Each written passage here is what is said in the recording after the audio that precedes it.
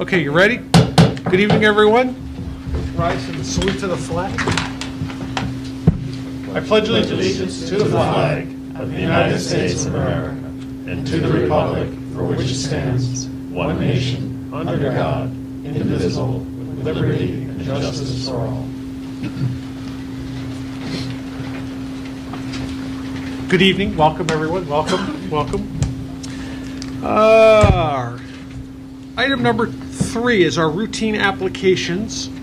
And for that, I would call on our clerk. Karen?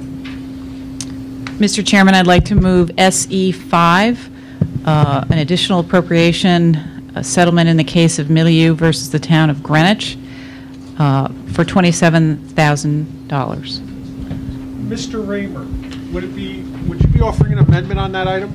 Yes, Mr. Chairman, I've received a memorandum from Amina Ahmad, Assistant Town Attorney, indicating that they've entered into an agreement in principle for a settlement of this item at $15,000. Therefore, Mr. Chairman, I think it would be appropriate to amend this $27,000 figure to become $15,000, and I would so move. Second.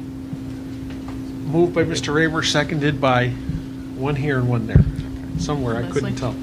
Okay, we have a motion and seconded. Discussion on the motion.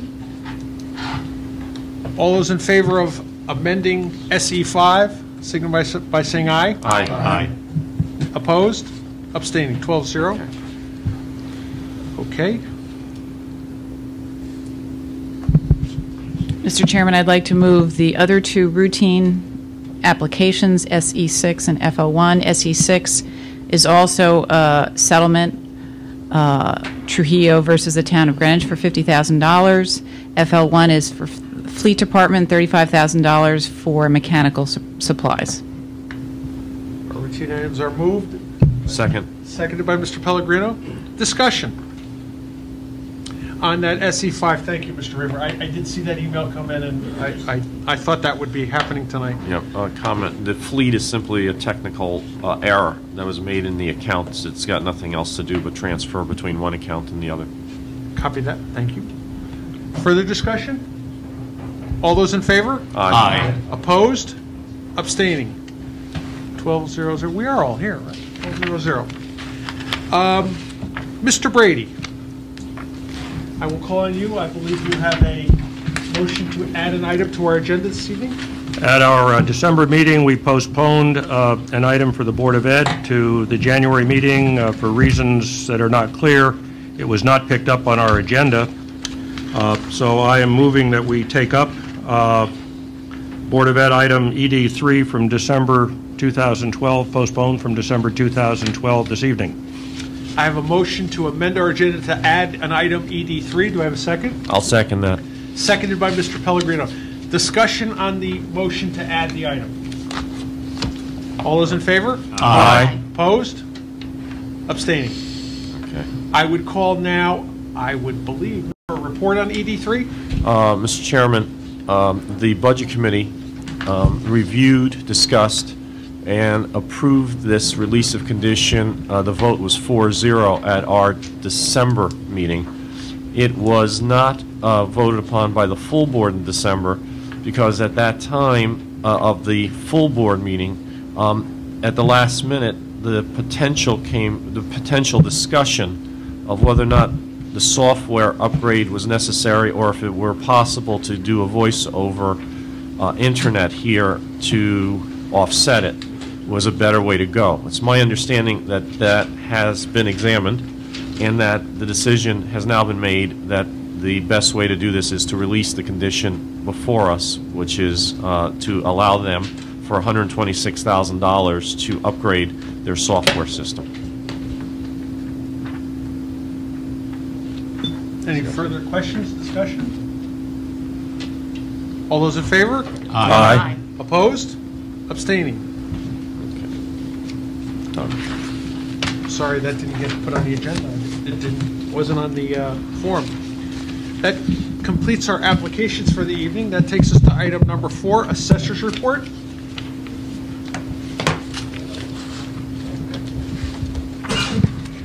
Good evening, Mr. Chairman, members of the BET.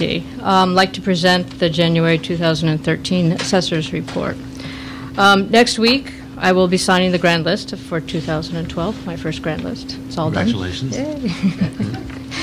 done. In addition, we will be sending out all the change notices for any real estate accounts that have changed and any personal property increases and decreases. Those will all be sent out in the mail as well.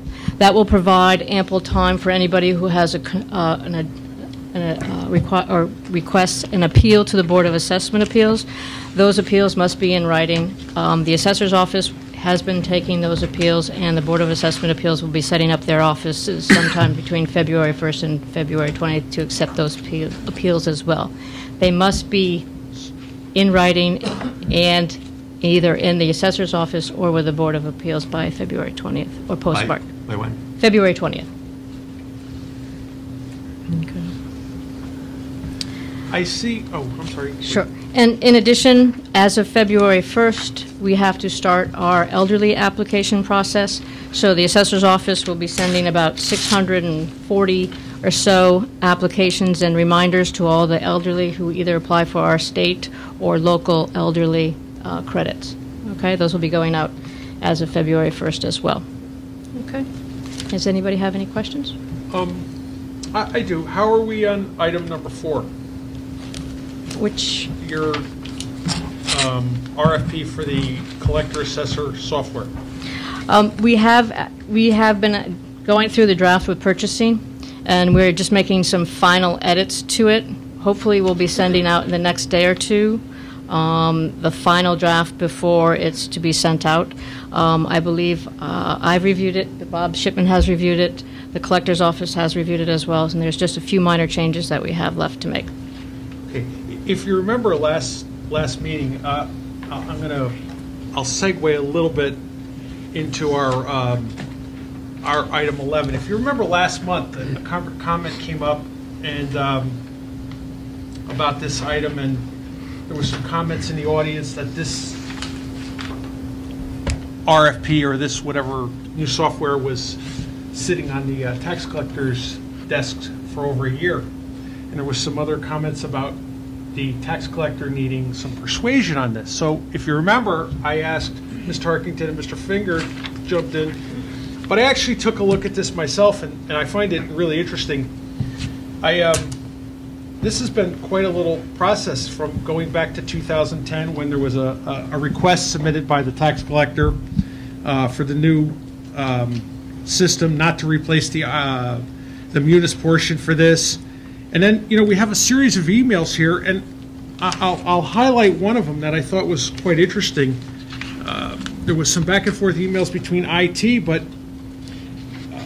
there's been some questions. But even going back to last March, there's an email, as you may know, the BET disapproved our request for additional staff person to provide support for such projects you have below. Therefore, IT should be very limited on the program and should be the primary responsibility of the user department. Secondly, until the new assessor is hired and he or she concurs with the proposed action, the software selection can't be finalized.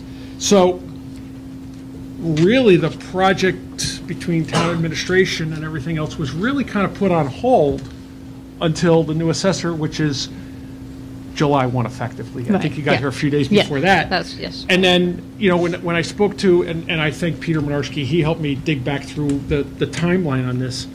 There was even a question in the last budget, and I think of, was this in the budget? It was actually in the prior budget, and it was continued in force as we normally do with certain capital. But what I really find as I went through this, it really seems like there was always something going on.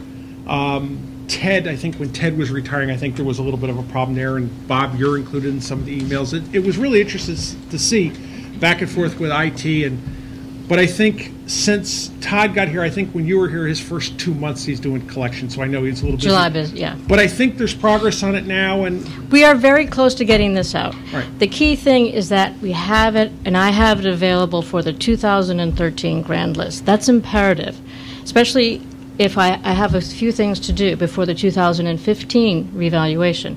The revaluation, I need the year 2015, and I need all software in place at that point in time.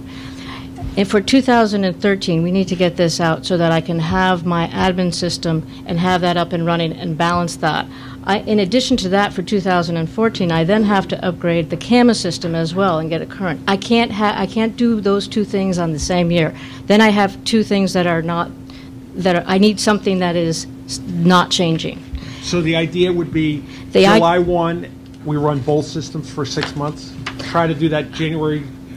Well, I think we're kind of hitting ourselves at, we're coming up against the wall. I need to, if we can't get it out for July 1st, then we may not be able to get tax bills out on the new system for this July 2002. But certainly for January, though. But first, and actually that may actually work out just as well. You can actually do your supplemental billing on that, and that's a smaller, there's only 9,000 motor vehicles that we actually do in January. So in addition to your second half real estate billing, you would have your supplemental billing. So that's a good test run on that. And at that point in time, the collector will be running both parallel systems, and we would as well on our end. I would then create and start on the new software and do the 2013 grand list on that new software, whichever vendor we choose. But I need to have my 2013 grand list on new software. Otherwise, I can't do it until after the revaluation. It's very simple. Got it. Okay?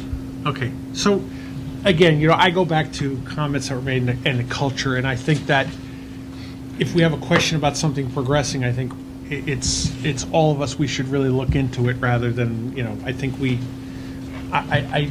there were some comments there, and I actually heard some complaints about it, and I think that, from what I could see, this has been moving all along until it gets to a certain point where it's literally stopped for a little while there.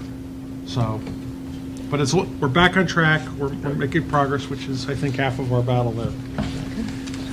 Mr. Norton? Yes, Lauren. You have on the RFP, what are your target dates for return? When it would be? That's a good question. Hopefully we'll have it out, assuming we can get it out by February 1st or shortly there. We basically need 30 to 60 days. I'm not quite sure exactly what purchasing wants to, that's kind of in their purview, not mine, as to how long they want to keep that open. But once we get the bids in, I think we will probably have 30 days or so to actually meet with all the vendors and have them do demonstrations for us. We should be able to make a decision shortly, I would assume in April, early May at the latest, so that we could actually get something here and get under contract, hopefully by, my target date is June 1st, I believe, or May 31st. If you were able to follow that schedule, would you be able to implement it on July? Yes. Yeah. That will give me the entire summer in which to do the conversion and also start taking our old data and put it into the new system, as well as starting my grand list on that new system as well for 2013. Thank you. Okay. Anybody else? Thank you very, very much. I have. I'm sorry, Ms. Tarkington. I'm sorry, I didn't see your hand, Liz. Separate issue. Just want to share that in this grand list that you will be signing, there is some weakening in terms, I think, the values of the motor vehicles grand list and personal property. Do you want to share anything about either of those with the board? The only thing I can state at this point, I haven't released the numbers, but and I have called around the state. There has been a decrease in the motor vehicle lists in various other municipalities. I think there's a couple of reasons for that. Number one is that new motor vehicles, there were just less of them in here. We had less new motor vehicles on our list this year than we did in past years.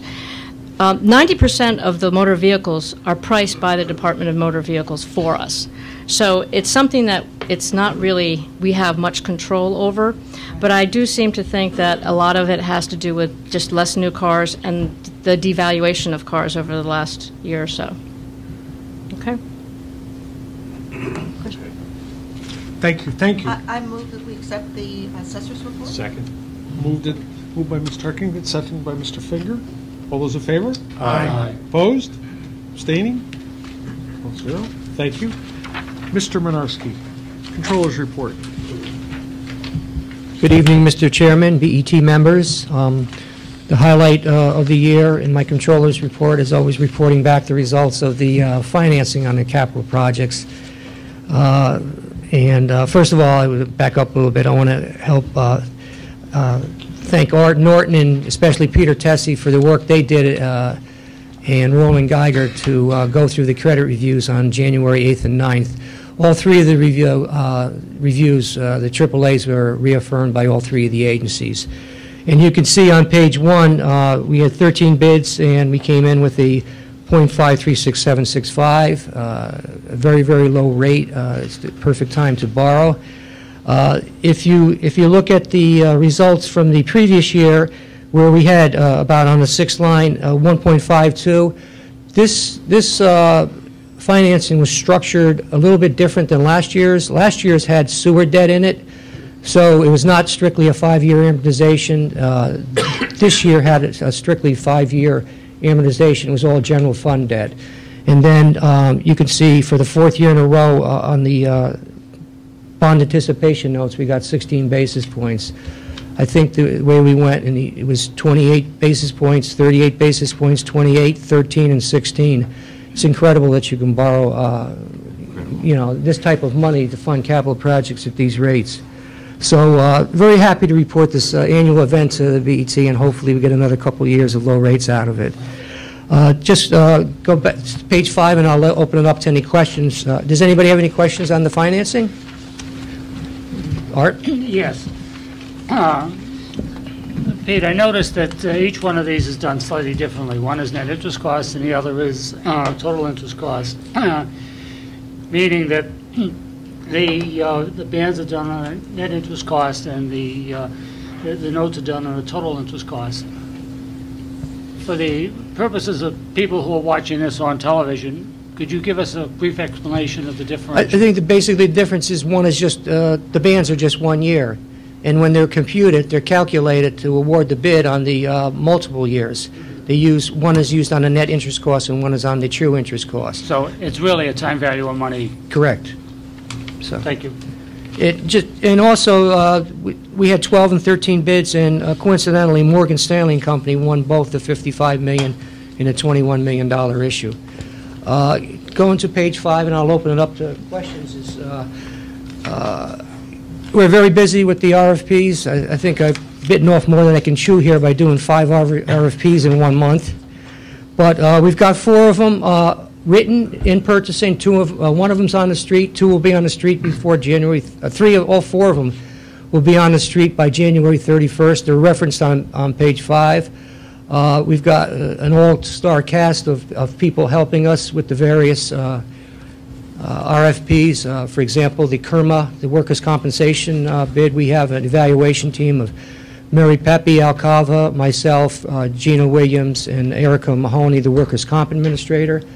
On the retirement and OPEB actuaries, I got the honor of having Larry Simon assist us on the RFP, because if you've read the charter, the retirement board is responsible for hiring the RFP, the actuary for the RFP. And also Michael Wasik from the RTM has volunteered to help out. He's got a nice background in the actuaries field. So we've got 5 RFPs going out there, and the purpose is that the BET policy started with Peter Tessie and Steve Walko is we want to bid these when they come due, every 3, 4, or 5 years. And it's been beneficial as far as keeping the fees and the rates down. So after I get through with, these are 5 under my purview, we don't have to do these for another 5 years. So I'll open it up to any questions anybody might have. Sorry, it's my favorite table. It's my neck stretching table. No, I thank you. I will comment that I had to, I got summoned by the controller to go sign those $55 million notes. That's an interesting feeling. I asked if I had to pay it back if the town defaulted. Peter laughed. Did he answer the question? No, he didn't answer the question. Again, as the budget gets going, I may mention it in the CIP, but I know you and Roland have both been active in the CIP process that's going on right now, and the capital and all that. So, I move to accept the...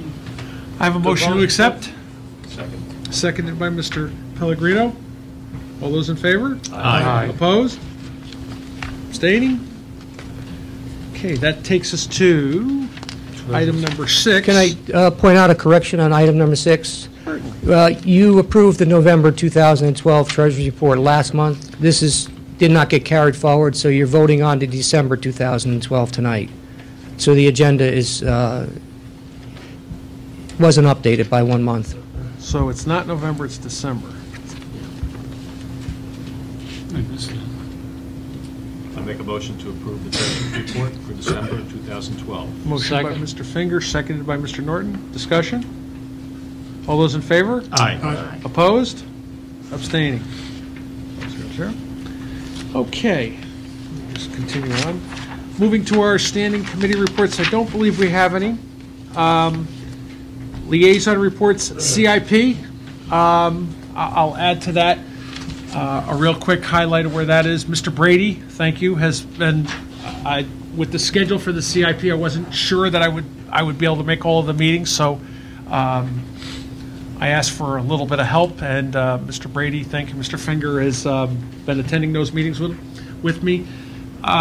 They're trying to rank. They've categorized the projects into what we've called new initiatives, routine maintenance, and then they've broken it up by department. Obviously, Fleet's got all the vehicles separate. The challenge is, even as the CIP is working, and this is going to be very interesting because you're going to hear the first public hearing is next week. Even after they had formulated a list, things were being added. I'll give you an example. I think MISA, Ms. Tarkington probably would know better than I do, but I think MISA's coming in with an interim. There was a question of whether we wanted it as an interim or part of the budget, but we included it anyway just so our numbers count up at the end of the day, so we can keep track of all the projects. I think the school has a program in there where they're doing some blinds, and they want to enhance that a little bit now on some of the doors, latches, locks, window, that kind of stuff. So there's some changes. So as Peter, as the first selectman, is doing this, he's got some things coming in, and it's a little bit odd where we haven't seen it like this before. There's been some good participation.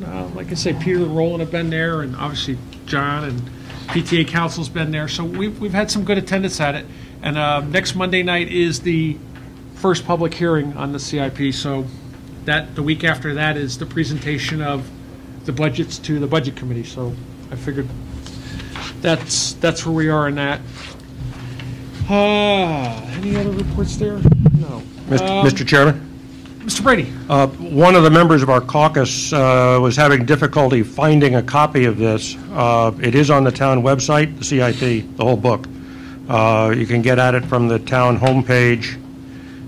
There's up on the right side is something that says budget information, and you can find it there. Those people who are having trouble finding it. Thank you. Okay. Item 9, special project reports. Ms. Tarkington, Greenwich High School MISA. Greenwich High School MISA, MISA has submitted all of its documentation to BSF. Microphone. Sorry, we're sharing here. MISA has submitted all of its documentation to BSF. There's been follow-on requirements. They believe they have submitted everything for those follow-ons and expected confirmation of that today. Hadn't received it yet as of this meeting, and once they receive that, they expect approvals to happen shortly thereafter, and MISA will go out to bid, Turner Construction. Okay, getting there.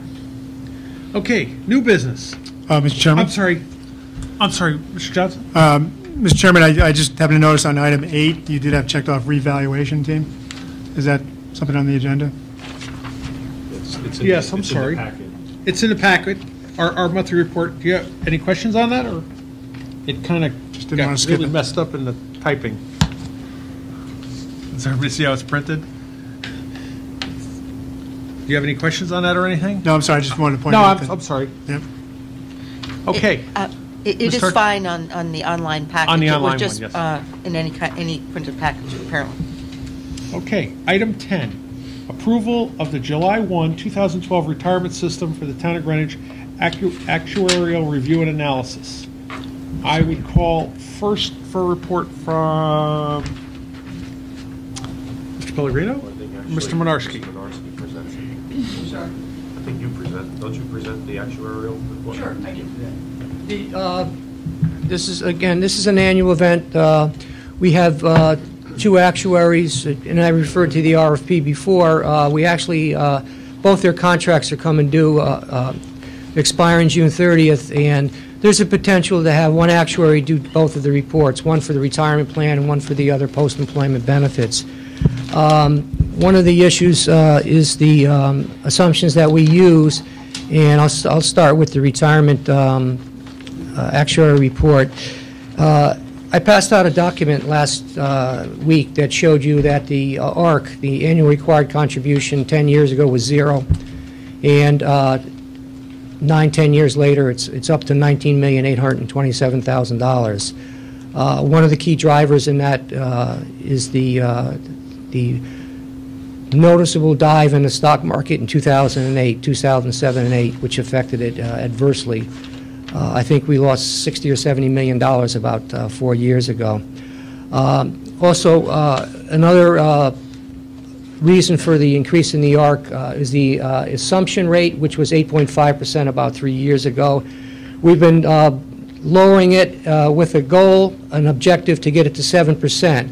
And we've successfully passed the lowering of the ARC from 8.5 down to 7.75 with an assumed rate of inflation of 3.25 on the retirement plan. This actual report, if you approve it and you accept it, you're accepting this report, which would generate an ARC of $19.8 million, using an assumed rate of 7.5%. You're not approving the objective of 7.25 and 7% in future years, and then a 3% inflation rate. So that's what you have before you for approval, for acceptance, at that assumption. If you accept that 7.5 and 3%, I bring this to the town clerk, and we have to file this report before the town clerk. I don't know if you any other question. We discussed this at length last week at the Budget Committee, and I believe it was 4-0 with a 7.5% and 3% inflation. Mr. Joe? Sure. No, I just had to follow up on your last comment. The Budget Committee did take this up. I believe we had 11 members of the BET at the Budget Committee when we discussed it at length. We voted 4-0 to accept it and pass it up to the board. We also voted 4-0 to accept and pass up to the board the OPEB actuary study. That's it. I don't know if it's in order. Do we need a motion to have this actually on the table for acceptance? I would think so. So I would move that we accept the actuarial report for the pension plan as presented. Second. Moved by Mr. Pellegrino, second by Mr. One more point, if I may. Mr. Goldberg. Could I just, could we just specify here, because we're voting to approve this report, but we have, Mr. Monarski and I were discussing this just before. On page 23, you have 3 assumptions, portfolio returns. You have 7.5%, and then 7.25%, and 7%. And I think a year ago we specified that we were not approving the range of reductions, but only a one-year figure. I would like it to be explicit that we are only approving that one-year change to 7.5% and then to 3% on inflation. Can I just respond before? Certainly.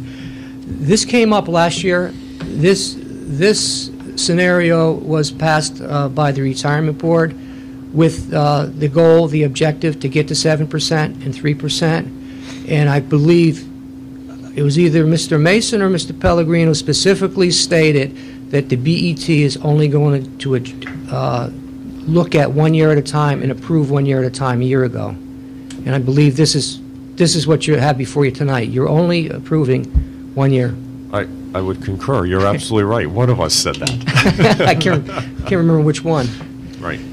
But the background was, as I understood it, Peter, the retirement board has accepted this scenario. Yes. But we, the BET, said that we would address it each year. So this year, by accepting this report, we're also accepting the rate of assumptions that are in the report, which are the 7.5% for investment returns and 3% for the annual inflation rate. Yes. Okay, so, Just one more thing. Go ahead. I'd just like to add to what Mr. Wynarski said in terms of where we are from the zero to the almost $20 million. One factor was the subpar returns on the pension fund itself. And even with a better couple of months towards the end of the year, I think we're still in the bottom quartile for over 10 years there, just to specify that. So, let's put a little twist on this. I've been on the BET 10 years, and I've watched this pension contribution go from $600,000 down to nothing, up to now $20 million. I've seen the implications of our down revenue, what it's doing to the budget. I see it in our guidelines when we're looking at this pension contribution. And I say to myself, my neighbors don't understand this, because I don't. And so I did some homework on this, and I brought this up at the budget committee, but I think in our BET, Better Educated Taxpayers, I think we need to really be very clear of everything that's in front of us. And I'm going to try, and Mr. Raymer, this is all your fault because a very nice email you sent me to say you were half on board. I knew I was making progress. But the town really has 4 options right now in front of us. The pension as we know it, on a presumed rate of return, over a presumed period of time, over a presumed inflationary period, has a shortfall of $125 million to fully fund it. In rough numbers. Let's take all the numbers out of this, and I'm just going to use very rough numbers. So, I said to my colleague, who I can't pat on the back because he's got the flu, I said, well, what happens, we're funding this, and it's causing headache. It's causing, you can see it in our budget guidelines, you can see it in what we're asking the departments to do, the capital model, etc. I said, what would happen if we just fully funded it? What would be the mathematics if we borrowed the money? Borrowed $125 million over a 20-year note at the interest that we borrow money, and we did the mathematics on that, and I went to Peter Wynarski on that, and it becomes a public note. It's called a pension obligation note, and we could basically borrow that money, and the pension would be fully funded. There's strings that go along with that. We'd save the taxpayers in the next budget a couple $1 million in rough numbers. Peter, yes? If you, it falls under the guidelines of the state statute. It's called pension obligation bond or pension deficit note. Right. And at 20, it would be 20 years. Obviously, you don't want to amortize $125 million over 5 years. No. You'd get the rates today. You get 3.75% on it. It'd be a taxable event. And you're right. But also the state statute requires you to fund the normal cost. I get it. So the normal cost is about $7 million. A little over $7 million. The debt service on $125 million would be about 10. That's 17 versus 19.8. It's just basic math. Now, let's take this one step further. This is really important stuff. We don't want to do that because there's strings that go along with that. Peter could explain it too. If you create another liability, you have to fund that first. There's some challenges to do that, but it is an option that the town could do. Probably not one that I would support, probably, but it needs to be thought of. The next one is we get told all the time that we have to fund this ARC. So I dug into the charter a little bit, and I looked at where this comes from. The history of the town, just so you all know, in the late 50s, early 60s, they were rotating a lot more employees into the pension fund, and they were given prior service credits for those people who worked for the town that weren't in a pension plan. So they came up with an accumulation fund. That's the language that we believe says we have to fund the ARC. But if you look at that section of the charter, it's very clear they're talking about changes they were making. It's debatable, but that's where we get told we have to fund this ARC, okay? On the other side of the equation, in the very next section of the charter, it says that whatever the actuarial report is, the BET has to agree with it. We don't necessarily have to agree with it. It starts out back then at a 3.5% interest rate, correct? Am I right?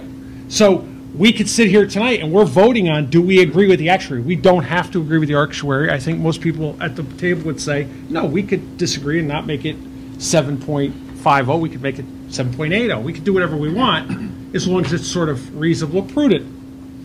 The next option we have is Section 212 of the Charter. The RTM could close the pension fund. And what would happen? It would be very simple. No obligation would change. No benefit would change. It would be a pay-as-you-go basis for the obligations of the pension fund going forward. Accurate, Peter? Yes. Okay. The last thing is we could disagree with the assumption. We could say, no, the market's going to return us 8%. The market's not going to be 7.5%. We can worry about what the credit rating is at. Well, in my opinion, I sat in the budget committee and I heard two of my friends over there. Those are my friends over there. And they basically said, look, the truth of the matter is, and Ed Gomo said this to me how long ago, Roland? There's never been a 20-year period that the market didn't have an 8% return. You can take any 10-year period and it's been an 8% return. The real question in this, it came out in caucuses, we're confusing what we want to pay and what we have to pay. I sit on this board where some members would like to change the way we finance a capital project, a school auditorium. They would like to finance it over 20 years, take advantage of the super wonderful rates that you're talking about in your controls report. And I say to myself, wow, that doesn't sound logical because that just makes the project cost more.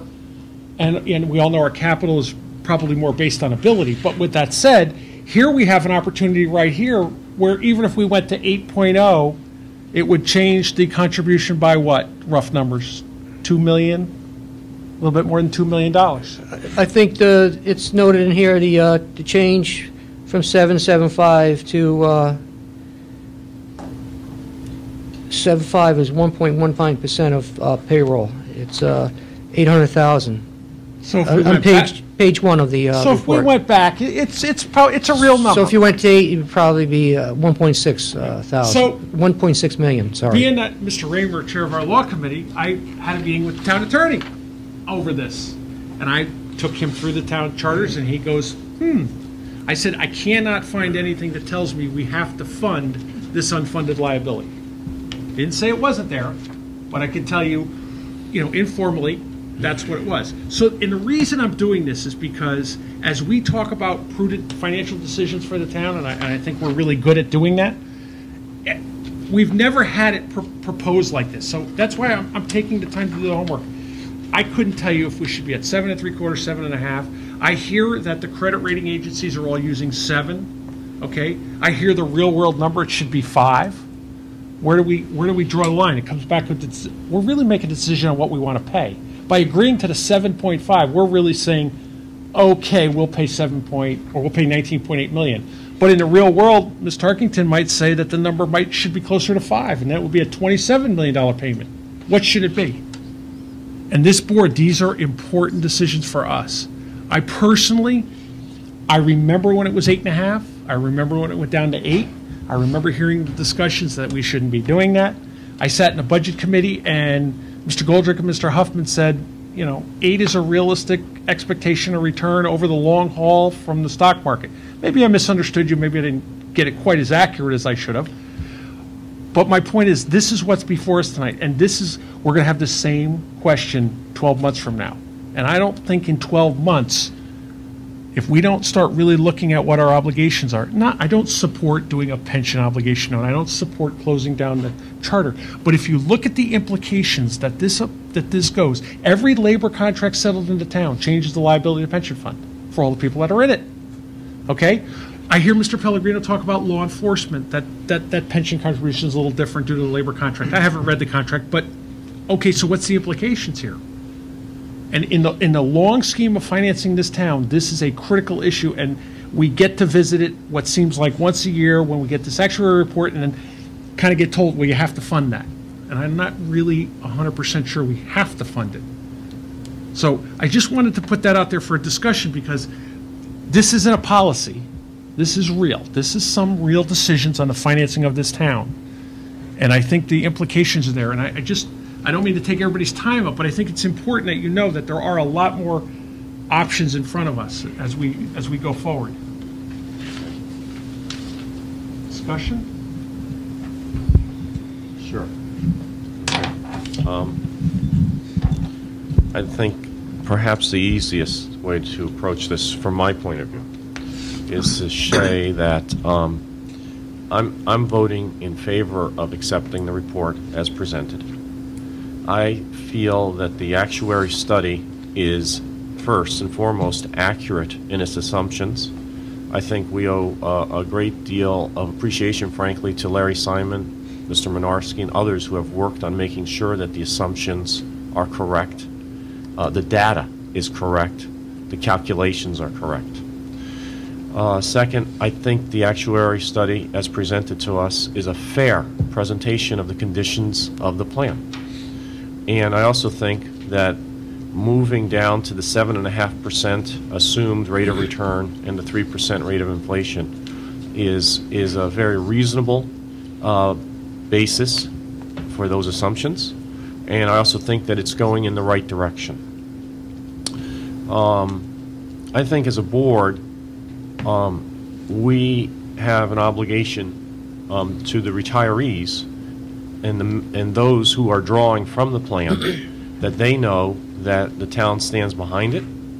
It's been fairly negotiated, and that they should never think twice that they will have their payments from this plan. There's no doubt that the plan has had an experience that is less than satisfactory from any number of points of view.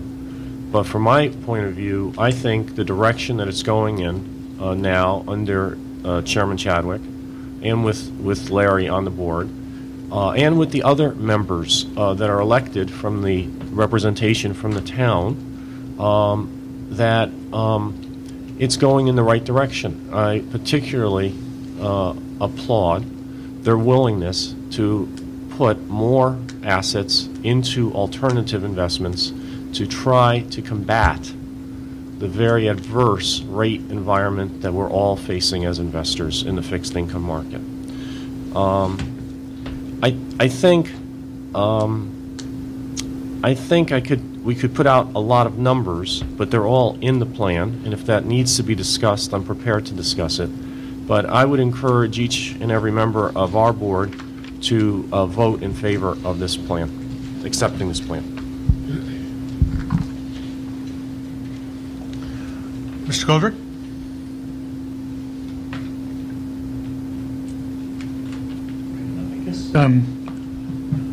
Just like to say that Mr. Mason, you're correct in a number of those things. First of all, as we mentioned at the Budget Committee. Hold on one second. Can you repeat that very loud into the microphone? Wait a minute. Hold on. Let me call. Let me call somebody. This way they can. You don't even have to call them. Well, all right. I'm sorry. Thank you. Yeah. In one respect, we're as we mentioned at this Budget Committee meeting, for those people who are here now, what we do in terms of these assumptions does not change our liabilities. Those are determined by demographics and by the contracts which are negotiated each year. So whatever we do on this, when these retirees come up, we have to pay them a certain amount. And you're also correct that these figures we're coming up with and voting on, the 7.75% down to 7.5%, are really wet fingers in the air. We're guessing. I would say that we queried Mr. Stump of EFI as to where we were in terms of this portfolio return assumption and other public pension funds in the nation that they are familiar with, and he gave us the response that we're right about in the middle on this.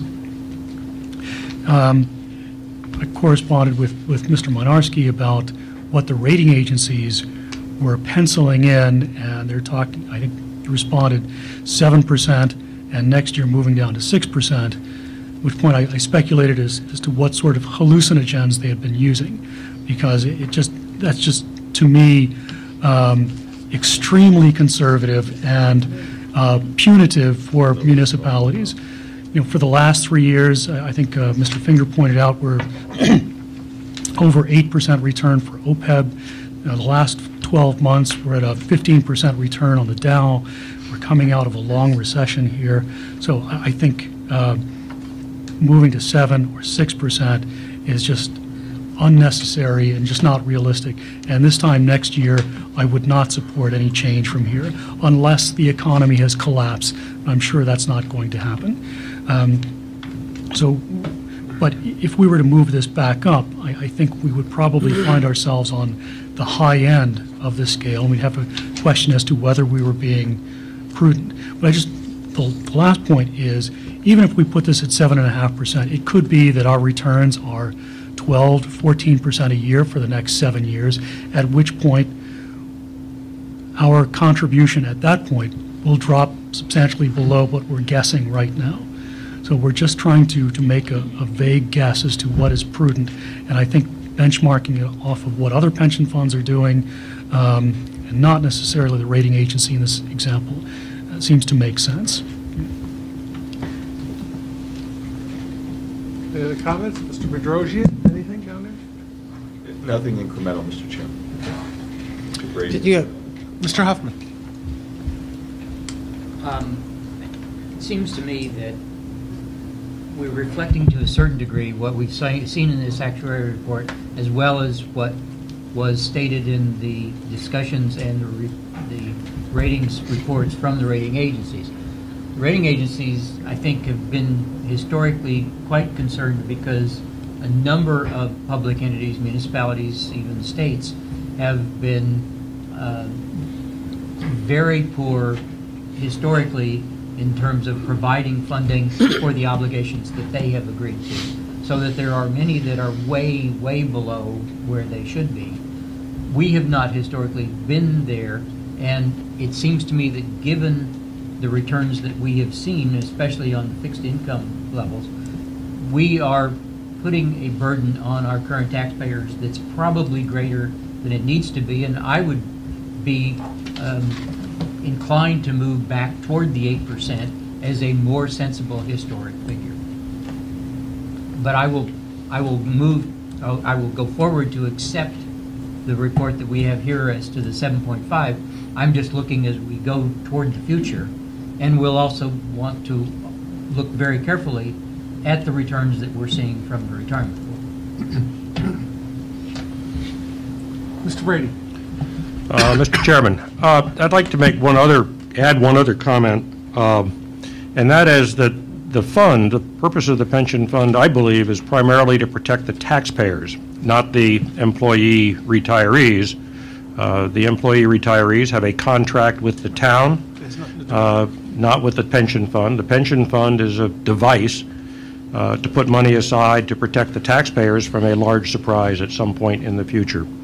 To the extent that we overfund the plan, we are disadvantaging current taxpayers with respect to the future, and to the extent that we underfund it, we are disadvantaging future taxpayers with respect to the current ones. I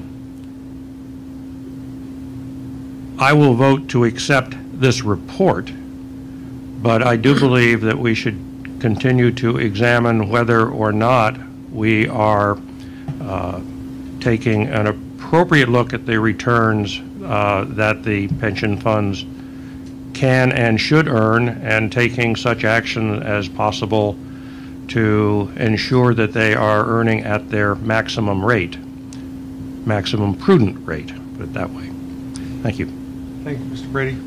I will add, as just a closer before I call for the vote, as you remember, it was, I think, 2 meetings ago I asked Mr. Goldrick and Mr. Bedrosian for kind of a white paper on this whole retirement. Not so much what I have done. I tried to do my own homework, but basically where we go forward. And we had actually a meeting on that last week, and they were telling me some of the things that they found. And one of the challenges that I've heard from many BET members, I've never been on a retirement board liaison or anything like that, is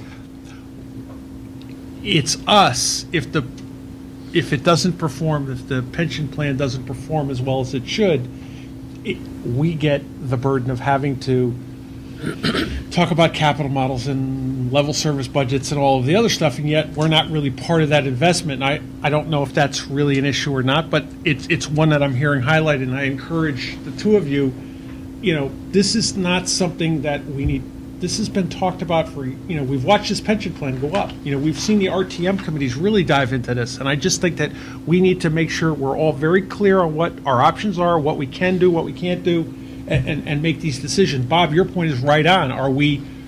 What's the balance of overtaxing today versus, overtaxing later? I don't have that answer, but I really think that this is something we have to do. So you could see they were going. I was making progress. I did all that work.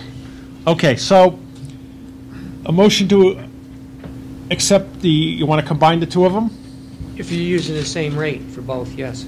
If you're using the same, are we using the same rate? We are using the same. That's rate. the recommendation of the Budget Committee. Okay, so acceptance of the retirement actuarial report and the OPEB actuarial report. All those in favor? Aye. Opposed? Abstaining, 1. Who's the one? Is that Me. Chair? I am abstaining because I believe that this is something that we need to do more. We really need to, as a board, really look into this. And Mr. Brady's question is right on. What is the balance between overtaxing now versus later on? And I hear it. I hear it, Mr. Huffman. I've worked with him in the RTM and now in the BET. I hear the concerns. I hear people saying this year is okay where we are, but next year, and I want to make sure that, if nothing else, our two liaisons are on this. And I want to make sure going forward that we are making the prudent decisions. And I don't think the 1/4 point change or the 1/2 point change is making a significant difference. This is not a lot of money in this particular budget. But again, this is something we have to do, and I want to make sure that, we don't let go of this. Okay. Can I just make one more? Yes, yes. Our actuary, apropos of our AAA rating, I think he was saying that what the rating agencies, and I think Mr. Monarski as well, are looking at is, number one, that you have a defendable assumed rate of return on your portfolio, and that your payment is 100% of the ARC. Whatever that figure is in terms of if you choose 7% or 8%, that you fund it at 100% of the ARC, and that will satisfy the rating agencies. So that's what we're doing on this, and I think that's a key factor for our ratings going forward. Thank you. Okay, next item. Town of Greenwich debt policy, fund balance policy. Somewhere in this policy, it says that we will review this policy at a 24-month interval, 2-year interval. And I believe the date for that is April of this year. Mr. Finger, help me, am I correct there? Where is that? Right there. Review it not less than 2 years, not more than 2 years. What page? Not less frequently. But no less than, every 2 years. but no less often than every 2 years. in July. So, this is a policy, this usually can make a couple headlines for us. But I would like to say that I want to honor that, and I believe the date is April when we are scheduled to do this. So, Mr. Pellegrino, thank you for volunteering.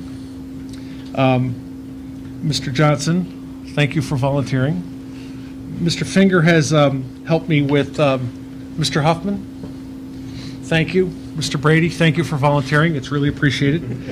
We're going to have a review of this, and here's what I would like to make it very clear. This policy, I think the four of you, and I've spoken a little bit with Roland and Peter.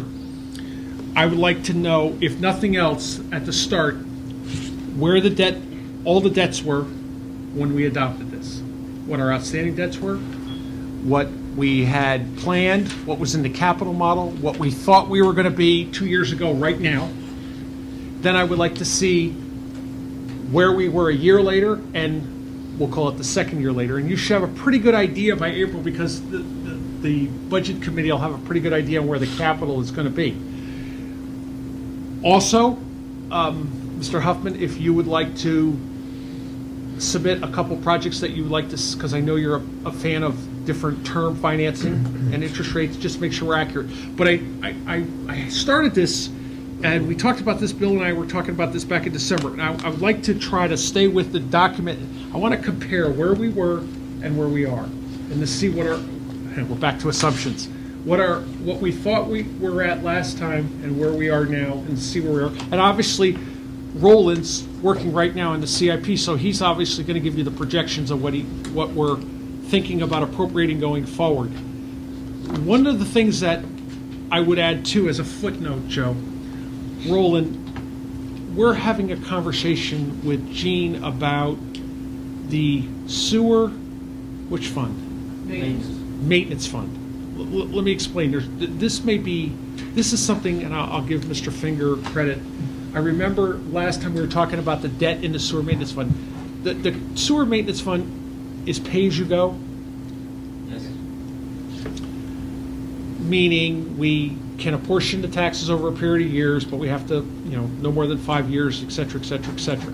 And we have quite a bit in there, and we're not quite getting to those projects here. We are back to that subject. But if you would, Roland, I'm pretty sure this committee will meet with you. If you would, can you really just highlight that? I think we'll have a different understanding from Gene about, is it really have to be pay-as-you-go, or it can be financed like a regular capital project? In other words, if we're going to do a $3 million sewer project, do we have to do it pay-as-you-go, or can we do it on a conventional ban 5-year note like we do that? So that question's come up. So if you could just add that as a kicker, because that's, again, the debt policy and the fund balance policy goes by including everything. And on the fund balance policy, what was the credit rating agency, first day would have read the tongue. What were the credit rating agencies requesting at that time versus now? Has that changed? So, pretty big job. Hopefully, we'll have a presentation in April. You? Yes. So, will you take care of that, Mr. Budget Committee Chair? Yes. So, Mr. Raymer. I haven't heard a very clear charge of exactly what you want, what's the scope of what you want this committee to address. One of the things that I would hope that they might address and consider and report back to us on is the definition of the debt. Looking at the debt policy that was enclosed, it's Roman numeral 1A, and it seems to include all the debt. And there's been dialogue from time to time. It most notably is coming to me in my memory from the first selectman, actually, that maybe our definition of debt for the purpose of this debt policy ought not to be including debt that has revenue sources that amortize and service the debt. That maybe we should be talking about just that debt that doesn't have a revenue source connected to it. I don't mean to anticipate the report. I just would like to see that notion put forward by the first selectman included in the thoughts that this committee is considering and reporting back to us on. I'm agreeing with you, because that's exactly why I'm taking the sewer maintenance fund as an example. Okay. So, because that's one of the prime areas where, that could be questionable. But I think, if I remember back, we considered, help me out, everybody, we considered anything that was an obligation of the town, revenue or not, we considered that our obligation. So that was sourced actually with Mr. Pellegrino, and I remember him very vigorous on that particular point. He's probably still vigorous on that particular point, but it wasn't a thought that I had shared with him at the time, and I would look forward to having it be reconsidered as we go forward. Right. Let me give you another example where I think the committee is going to have an interesting area, is where we talk about the amount of annual debt servicing payments versus the capital tax levy. Believe it or not, I'm pretty well aware of what our outstanding debts are, but at the same token, as we try to close the current budget gap and we talk about modifying the capital tax levy a little bit, that's an interesting area that we start getting close on that. But any questions, anything, Mr. Norton? Yes, the item on the agenda includes the fund balance policy? Yep. Two of them are attached. Right, okay. Are you making a charge? Yes, I did. I actually said to take a look back at what the fund balance policy was at the time we did the policy with the credit rating agencies versus what it was a year ago, what it is now. As a matter of fact, there has been a change in that, correct? Fund balance policy. Recommendations. No. It's still 5 to 10% of operating? Yeah. Yes. Okay, Cap And operating. nothing's changed with the credit rating agencies either, good, as okay, far as what they're looking for. good. Okay? I did old business. Oh, roll, I'm sorry. You said there were 4 people in the committee, but you named 5 members as yours. No, Mr. Pellegrino, Mr. Johnson, Mr. Brady, and Mr. Hoffman.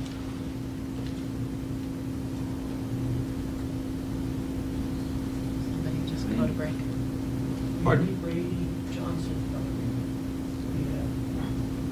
And Joe? Mark? Bill. No. No, Bill. No. Okay.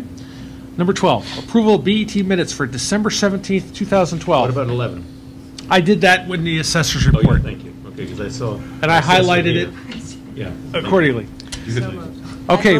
I move we approve the Minutes are moved and seconded. Discussion? All those in favor? Aye. Opposed? 12-0-0.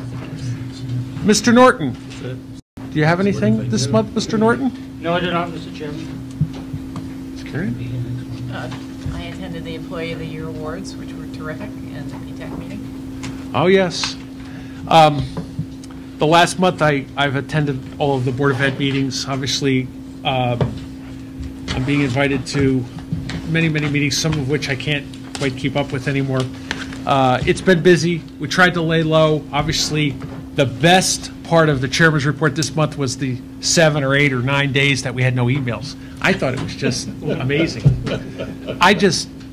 I have to tell you, I couldn't believe that I didn't get an email from Leslie Tarkington for all these days. I was like, what's going on here? It was amazing.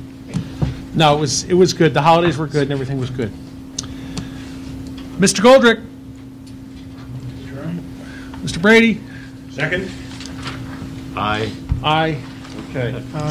We survived. Well,